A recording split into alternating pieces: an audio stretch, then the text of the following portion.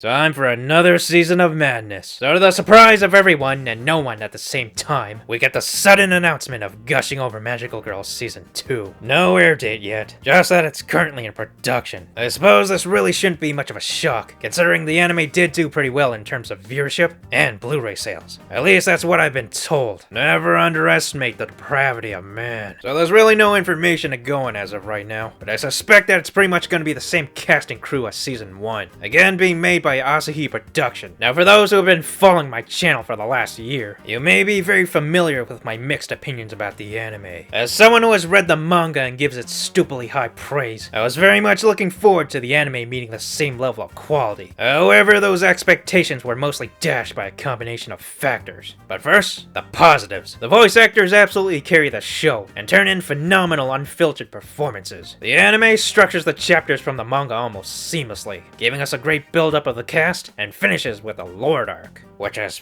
perfect. And what else?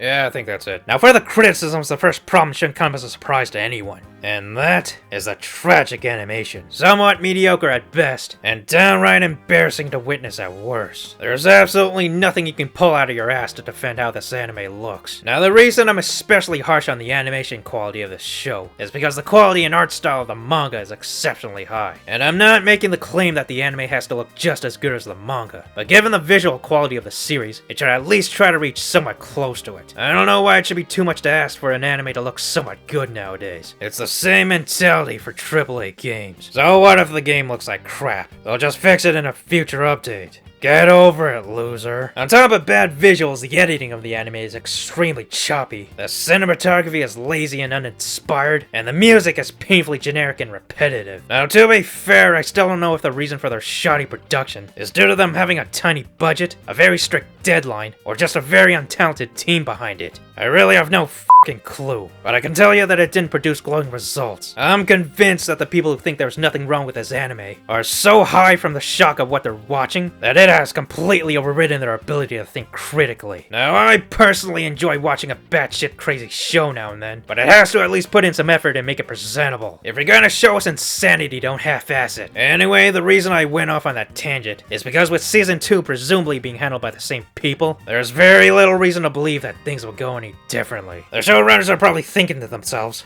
hey, we made a lot of money from the first season, and these perverts will eat up anything we serve to them, so let's just give them the same lazy thing as before. But as a pervert with some standards, I have to ultimately put my foot down. All the problems I just listed are far too glaring for me, and if they're gonna serve us the same old slop, then I might as well stick to the manga. I mean, there's very little point. But if by the grace of God they decide to put in some effort for Season 2, then you'll have my everlasting respect and credit card number. And very quickly, I just want to talk about what a potential Season 2 will look like. As I mentioned before, the fact that Season 1 managed to get all the way to the Lord arc without ending it with a manga lore is a goddamn miracle. I honestly thought with the way the anime was being handled, they would just throw in the towel and give us a lazy ending. But nope, they structured the show efficiently and ended it with a gang altogether. Now, assuming that the next season will be 12 or 13 episodes long, they'll probably have to at least get to the Shio-chan arc. But if they want to complete that story, then they'll have to cut out a lot of chapters from the manga. I'd be fine with that providing that it's tailor-made for all those episodes. Like I always say, the structure and pacing of one media will be totally different for another, since you have contrasting things like chapters in the manga and episodes in the anime. You have to plan these things accordingly if you're translating one work onto another. Anyway, forgive me if I sound like an overbearing entitled nerd right now, but everything I've said about the anime is all for the sake of hopefully improving it. Nothing would make me happier than seeing Season 2 with a vast update in quality. I mean, who doesn't want to see Utena torment her beloved magical girls in crisp, fluid motion? Although I guess if you prefer slideshows, then who the hell am I to judge your unique tastes? Anyway, I remain cautiously optimistic about this, but as always, we'll just have to wait and see. Also, I just want to finish by saying all the best to the author of the series, Ono Nakahiro, as he had to put the manga on hiatus early this year due to health reasons. It's not exactly easy or glamorous being a full-time manga artist, I can tell you that, which is why you have to pay close attention to your physical and mental state. So get well soon, you crazy bastard, you. Alright, that's all.